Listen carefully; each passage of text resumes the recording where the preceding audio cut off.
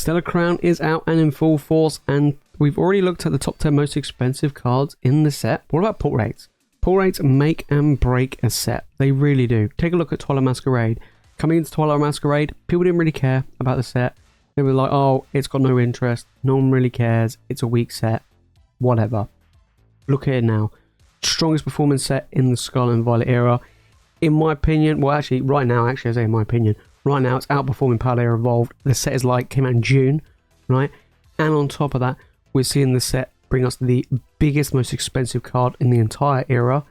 We got, with the Greninja, which is just $300 card, which is crazy. It happens when you have tough pull rates and chase cards that people actually want. Now with Stellar Crown, we'll be finding out the pull rates today.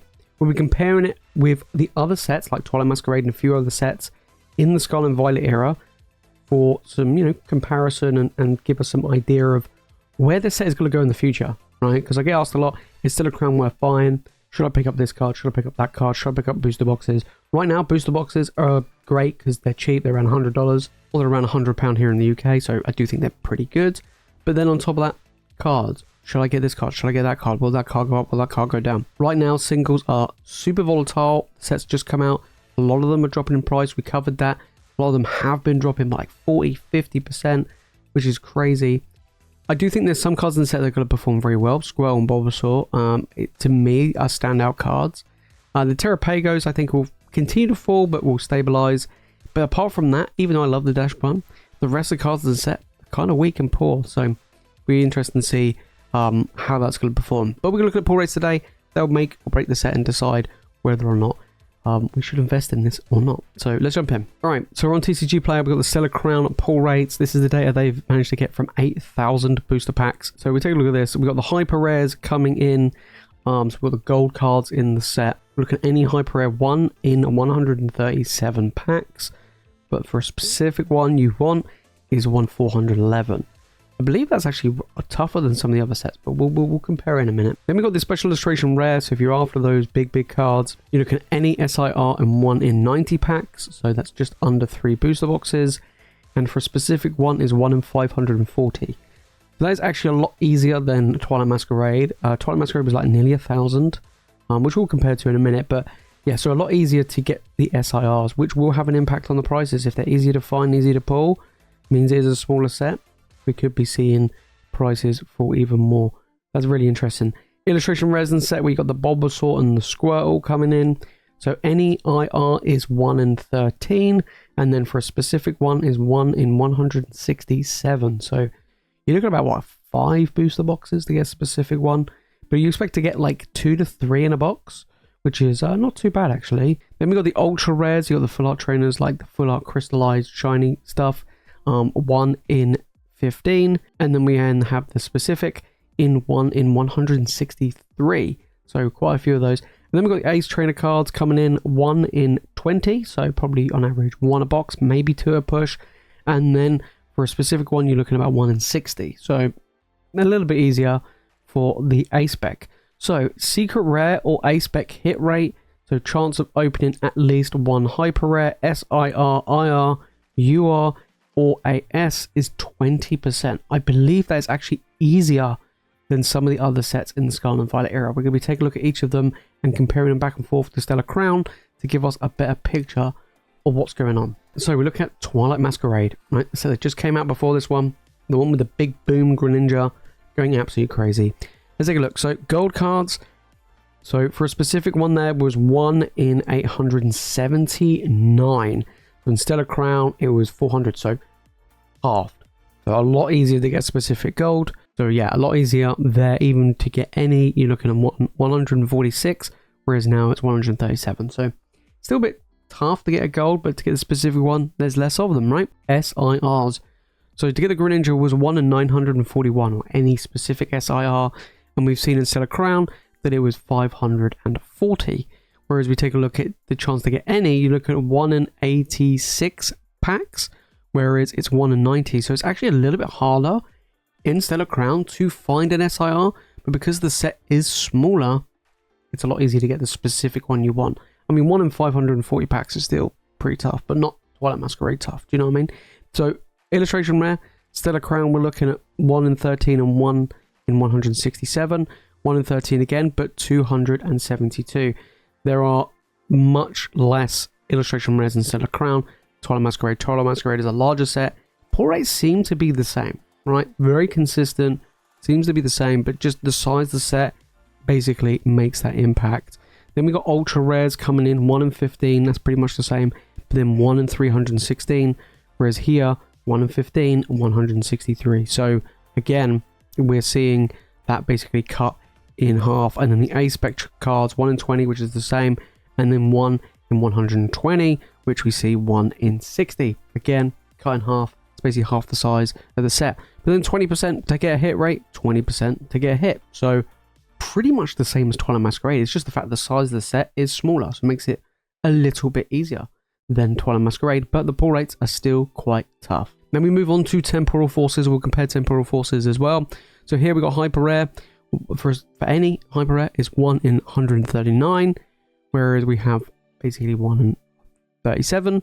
So again, pretty close. SIR is 1 in 86, and we look at 1 in 90, so a little bit tougher in Stellar Crown, but we've got that 1 in 540, and Temporal Forces was 856. So, sorry, 855. So, again, Temporal Forces, much larger set, harder to get that specific SIR, but a little bit tougher to get any in Stellar Crown, which is actually quite interesting. Then we'll be taking a look at the illustration rares in the set, 1 in 13, exactly the same, but then for a specific one, 285, whereas we have 167. So not quite half compared to Twilight Masquerade, but still pretty tough. Then we've got the ultra rares in 1 in 15, and then for a specific is 1 in 163, and here we got the 1 in 15, but then for a specific one is 270, so pretty much cut in half nearly. And then the Ace Trainer cards, again, to get an Ace Trainer is 1 in 20, but then 1 in 140 to get a specific one, compared to Stellar Crown, which is 1 in 60. So Stellar Crown, again, smaller set, still tough pull rates, but means it's smaller, you're more likely to get the cards that you want, but to get the cards in the first place is still tough. Then we compare it to Paradox Rift, another great set we got here. Again, we're looking at a hyper rare in 1 in 82 compared to the 1 in 3, compared to the 1 in 137. So again, tougher to get those cards in Stellar Crown, but then 411 compared to 576. So there seems to be, less gold cards in this one, so it makes it a little bit easier in Stellar Crown. Special illustration rares 1 in 47, where it's 1 in 90, so it's 2 times harder to find a special illustration rare, but there is less of them because we got here 1 in 712 to the 540. And then we got here the illustration rares, so 1 in 13, 167, 1 in 13, 442. So there is much more illustration rares in Paradox Rift than there is in Stellar Crown. And then ultra rares, pretty much same hit rate. You got 421 compared to the 136. So again, way more full arts in Paradox Rift. It is a much larger set. And then you have the double res. You don't have the Ace Trainer card, so it's a little bit different. We can't really compare with that one. But the hit rate of Paradox Rift is 17%. So a little bit tougher, really, to find at least a hit compared to Stellar Crown. But to get the top end cards, Stellar Crown is actually a lot harder. That 1 in 90 really does hit home, even though it is a smaller set. But then we look at Obsidian Flames. You look at the size of Obsidian Flames and the number of hits compared to Stellar Crown, they're near enough the same. Very, very close. So Obsidian is arguably one of the worst sets in Scarlet and Violet era. It was super easy to get the big chase cards that you wanted, so that was really, really interesting. So whereas Stellar Crown is going to be the same size, but by the looks of things, which we'll go through, it's a lot tougher.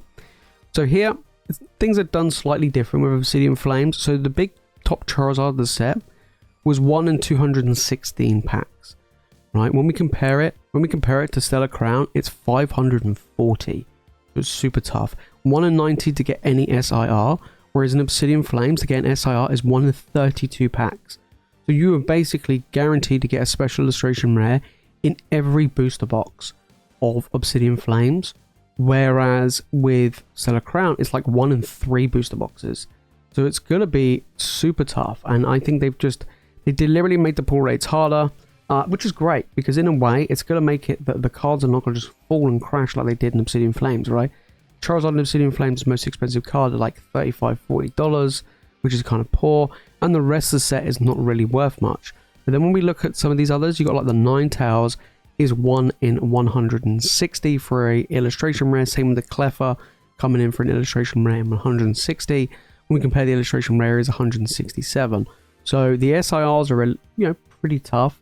The illustration rares are pretty tough in Stellar Crown, but the special illustration rares, the real big chase hit cards, are a lot tougher to find compared to Obsidian. So hopefully, you know, we might see, you know, Stellar Crown prices hold a lot better than Obsidian Flames.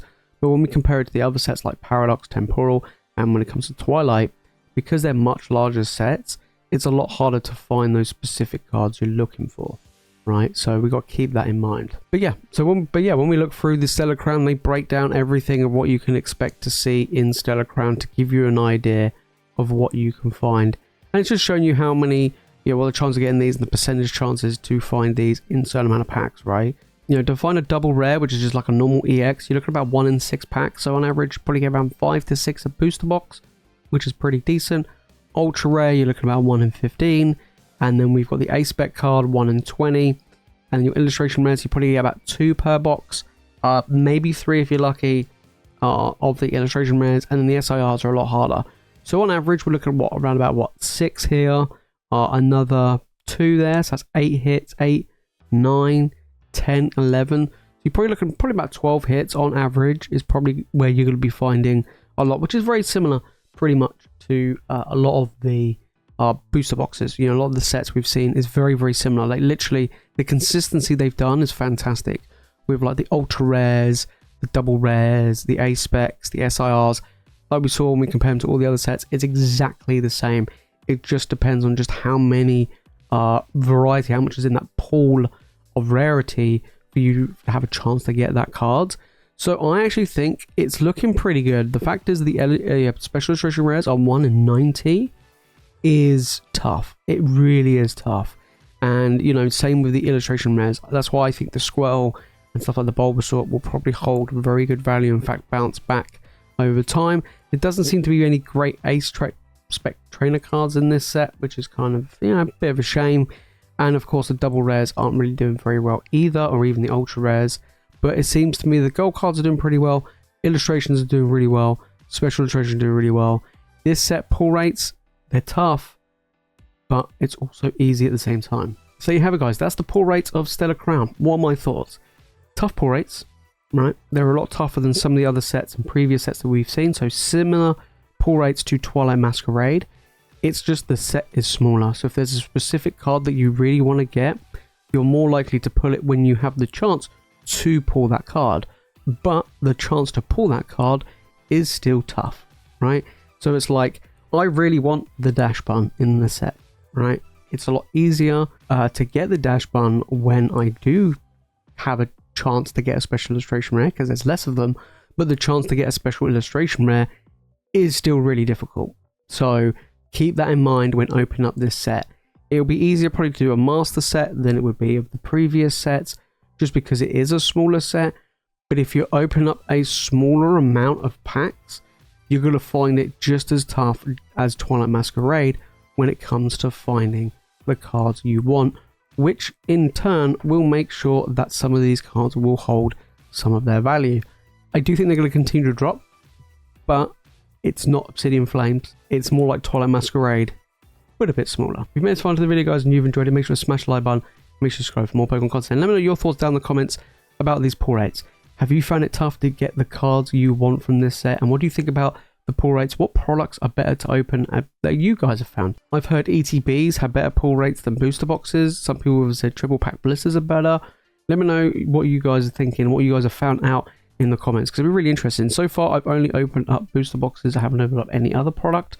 But if ETBs are better, might have to try it out and see if ETBs are better. If you watch more Pokemon content, guys, make sure to click the video on the screen. And of course, make sure to hit that subscribe button. But that's it from me, guys, in today's video. As always, you guys are legends.